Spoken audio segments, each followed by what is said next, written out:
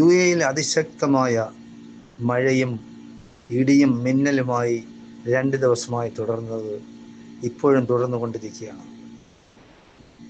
കർശനമായ നിർദ്ദേശം സർക്കാർ എല്ലാ മേഖലകളിലേക്കും നിർദ്ദേശമായിട്ട് കൊടുത്തിട്ടുണ്ട്. കഴിയുന്നത്ര വാഹനങ്ങൾ പുറത്തിറക്കാതിരിക്കണമെന്നും ആളുകൾ കൂടുതലായിട്ട് പുറത്തിറങ്ങി സഞ്ചരിക്കരുതെന്നും അണ്ടർപാസുകളിലൂടെയുള്ള, അതായത് ഫ്ലൈ ഓവറിൻ്റെ താഴെ കൂടെ മിക്കവാറും എല്ലാ ജംഗ്ഷനുകളിലും സിഗ്നൽ ഇല്ലാത്ത രീതിയിലാണ് UAE-യിലെ എല്ലാ റോഡുകളും നിർമ്മിച്ചിരിക്കുന്നത്. അപ്പോൾ അടിഭാഗത്തൂടെ പോകുന്നത്, അണ്ടർപാസുകളിലൂടെ പോകുന്ന വണ്ടികൾ കഴിയുന്നത്ര ഒഴിവാക്കി പോകണമെന്നുമാണ് ഗവൺമെൻറ് നിർദ്ദേശമുള്ളത്.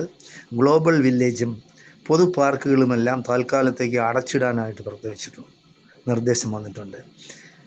UAE-യുടെ എല്ലാ എമിറേറ്റ്സുകളിലും Ras al Khaimah, Umm al Quwain, Sharjah, Ajman, Fujairah, Abu Dhabi, Dubai 7 സ്റ്റേറ്റുകളിലും അതിശക്തമായ മഴയും ഇടിയും മിന്നലുമാണ് തുടരുന്നത്.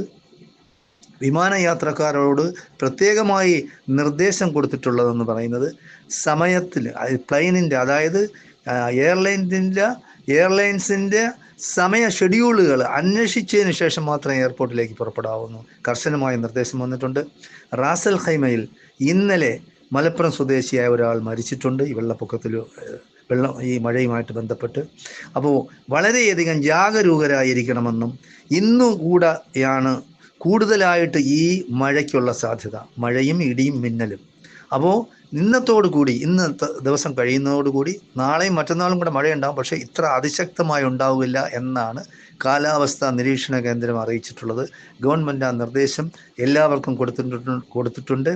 എല്ലാവരും ജാഗരൂകരായി ഈ പ്രശ്നത്തെ നേരിടണമെന്നും അതിനെ സമീപിക്കണമെന്നും യാതൊരു കാരണവശാലും എന്തെങ്കിലും അപകടങ്ങളോ ആപത്തുകളോ ഉണ്ടായാൽ ബന്ധപ്പെടാനുള്ള നമ്പറുകളെല്ലാം എല്ലാ ആൾക്കാർക്കും പൊതുസ്ഥലങ്ങളിലും പ്രദർശിപ്പിച്ചിട്ടുണ്ട്, ടെലിവിഷൻ ചാനലുകളിലും കൊടുത്തിട്ടുണ്ട്.